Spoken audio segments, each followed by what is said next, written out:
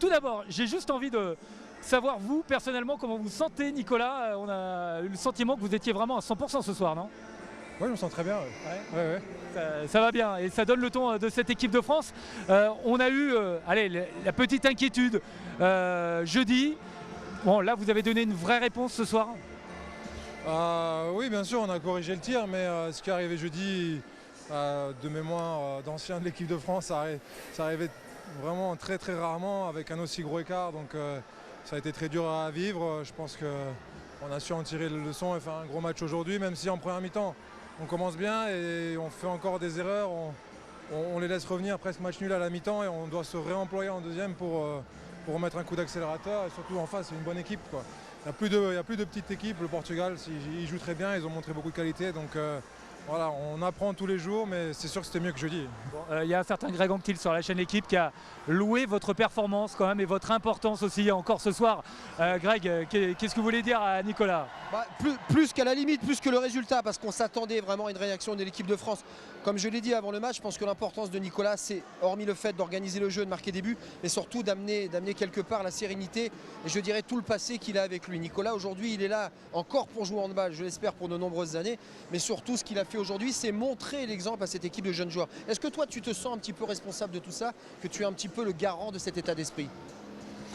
C'est un petit peu ce sur quoi on travaille, on doit travailler. C'est vrai que à l'époque, l'équipe de France, c'était peut-être 8-9 joueurs sur lesquels on s'appuyait et qui devaient jouer à chaque match, être présents à chaque match, et des remplaçants qui avaient un temps de jeu limité, qui apportaient dans des conditions précises. Aujourd'hui, l'équipe de France, c'est quasiment 18-20 joueurs qui peuvent prétendre à jouer. Et donc c'est compliqué pour l'équipe de trouver des repères et de trouver des leaders sur le terrain, et pour les coachs aussi. Donc c'est là-dessus qu'on doit bosser et montrer l'exemple.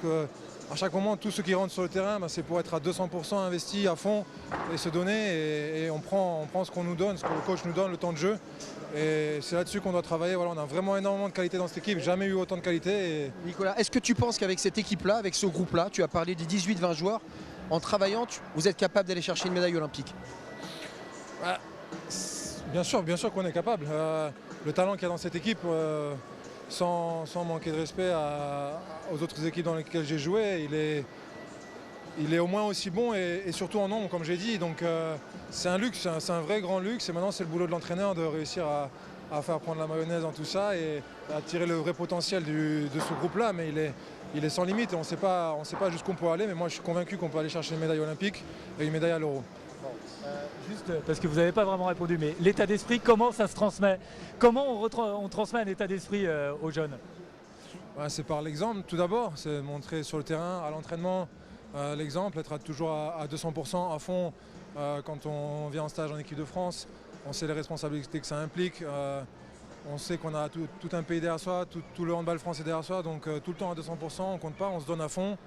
Et c'est d'abord par l'exemple et après, de toute façon, tous les jeunes qui sont rentrés, ils ont un très bon état d'esprit, donc on n'a pas trop à recadrer hors du terrain, mais c'est surtout ça, montrer par l'exemple, par ce qu'on met sur le terrain. Nous, les anciens qui sont là depuis 20 ans, et sinon on se donne à fond, et les jeunes qui arrivent, ils ne peuvent pas faire moins.